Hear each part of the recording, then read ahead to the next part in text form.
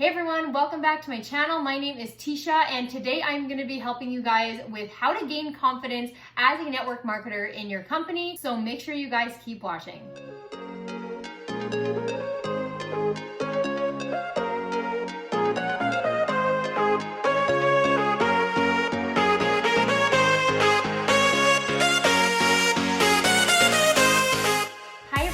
Welcome to episode 12 of Spilling the Tea. My name is Tisha Doriana and I help passionate and driven network marketers better connect with their audience through social media, all within a loose leaf tea and wellness company. I post a brand new video each and every Wednesday on my Facebook, Instagram, and YouTube, so make sure you guys tune in. So today on the agenda, we are going to be talking about how to have confidence in your network marketing business. I know this is a challenging topic for many people who are maybe new to the company, those of you who are maybe introverts or shy, something that I actually started off as when I started network marketing, or even someone that is considering joining network marketing, but just doesn't have that courage or confidence to take that step. So I'm gonna be giving you guys my 4 tips for how to gain confidence in your network marketing company. So make sure you guys keep watching.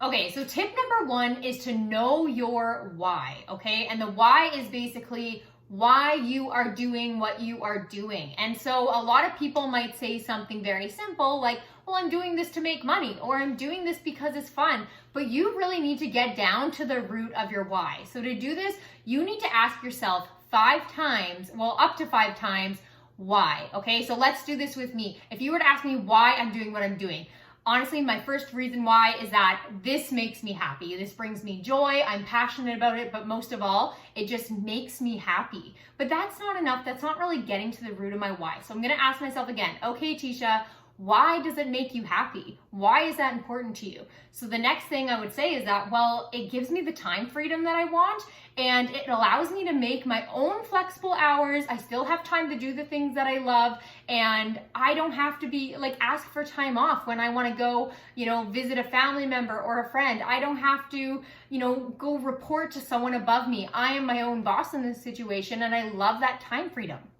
Okay, so I'm going to ask myself why again. Well, why is time freedom important to you?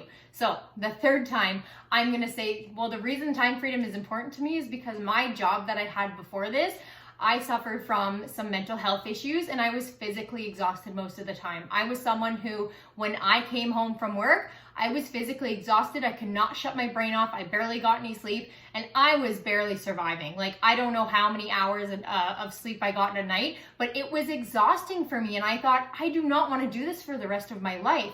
So having that time freedom gave me happiness. So as you can see, it's kind of a ladder effect, and that really got to the root of my why, is that I don't want to have those issues. I want to be happy. I want to give myself that opportunity to make my own hours and do what I want in my own time while still making an income. And a lot of you might say, oh no, Tisha, you're doing this because you're making money. And don't get me wrong, I would not be doing this full time if I was not making an income. But the main reason I do this is because it makes me happy. It gives me that time freedom, and it really, really does allow me to go to bed and shut my brain off, something that I've honestly never been able to do.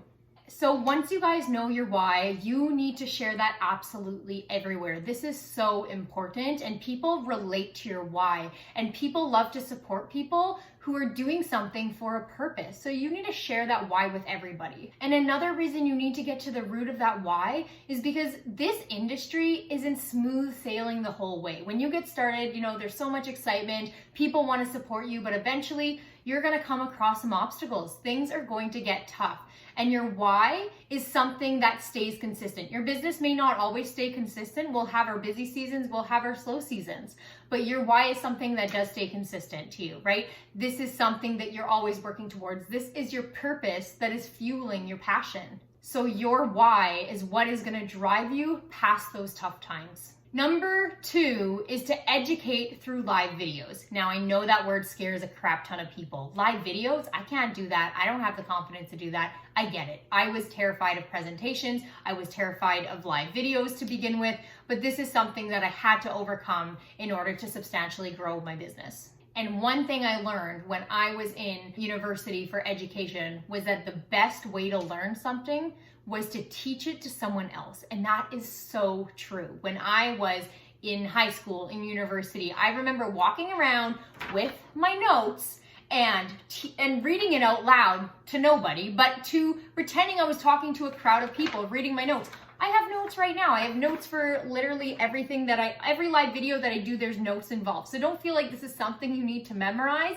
You can have your notes in front of you, and that's okay. And you need to pretend like you're educating it to people, because when you're teaching others, that helps you learn. And the more that you learn yourself about the products, the people, the programs that your company has to offer, the more confident that you're going to become in these things. And when I say that you need to be educating about the products, people, and programs, I'm obviously referring to, your products that you're selling. Make sure you're talking about those through live videos and educating, and that face-to-face interaction in live videos is so important, especially in times like these. People seek that face-to-face interaction, and people will relate to someone who is live, who is real, right? So that's the power of live videos and when you're doing something in real life time. And then the programs, make sure you're educating about your opportunity to host, your opportunity to join and create an income for themselves, okay? These are things that when you think about it, you're speaking to a bunch of people who are not in your company, okay? You know the most out of everyone there. You are the smartest person in the room, and you need to remember that when you're going live, doing a video demo, whatever it is. You need to know you're the smartest person in the room. You're the one talking about it. So when you can start to develop that sort of mindset, it's gonna get a lot easier. So I encourage anyone who has never tried a live video before, just jump in and do it. You will not regret it. Practice does make perfect, and your first one might be awful, your second one might be awful, but it's going to get better from there. And I'm gonna quote Wayne Gretzky, you miss 100% of the shots that you don't take, so go and take that shot right now. My third tip is for your mindset to shift and your wording to shift. Your thoughts cause your feelings. So if you guys are saying negative thoughts constantly, whether you're new to the business, you're thinking about joining the business, and you're telling yourself, I can't do this, I would never be good at this, you're going to feel exactly what you are thinking. So stop being negative. Start with a positive attitude and go in this with a positive mindset. For this mindset shift, when you could work on this, you will be able to work on that wording shift. So let me explain what I mean. If you do not believe that what you have to offer is incredible, then you need to get out of that business. That is not the right business. If you don't believe that your products are going to help someone, if you don't believe your products are going to impact someone, if you don't believe that hosting is beneficial for your customers, if you don't believe that your opportunity to make an income with your business is not amazing, then you need to get out, because this is not the right business for you. But if you do, then start acting like it. You need to believe that. Instead of asking someone for something, hey, will you buy from me? Hey, will you host for me? You need to start offering them an opportunity. They're not doing you a favor, you're doing them a favor. And that's what you need to switch in your, what did I just do there? What you need to do, you need to switch that in your mind, that you're giving them an opportunity to improve their life, whether that's with your products, with your host program, or with your opportunity. You always have to lead with what's in it for them, because it's not about you. It's never been about you. It is about your customers. And even though it's good to share your goals and say, if you do this for me, this will help me with this or whatever. It's good to share your goals, but you need to lead with what's in it for them, because that's what they're wondering, right? So when you can shift that mindset that what's in it for them is incredible, then you can shift that wording and start offering people that opportunity to try your products, right? You're not asking people to buy your products because it helps you. You're asking people to buy your products because it's going to help them, okay? So you just have to start thinking in that kind of sense. And my last tip is to treat your business like a business, not a hobby.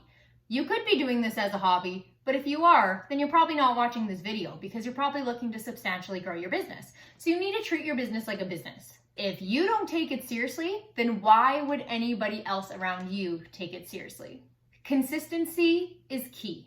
If you are not showing up for people, why should people show up for you? If you are on this roller coaster of, I'm gonna show up and then I'm not, I'm gonna show up and then I'm not, then people, they're gonna start showing up with you.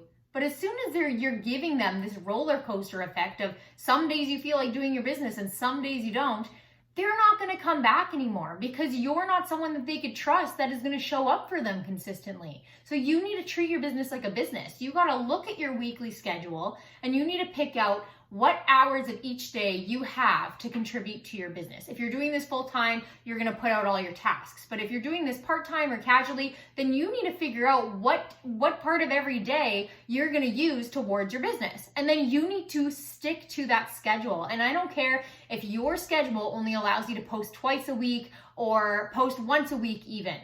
You need to be consistent with that. If you're posting twice a week this week and then the next week you're not doing anything, that's not being consistent. You need to show up for people if you want them to show up for you. That's the bottom line.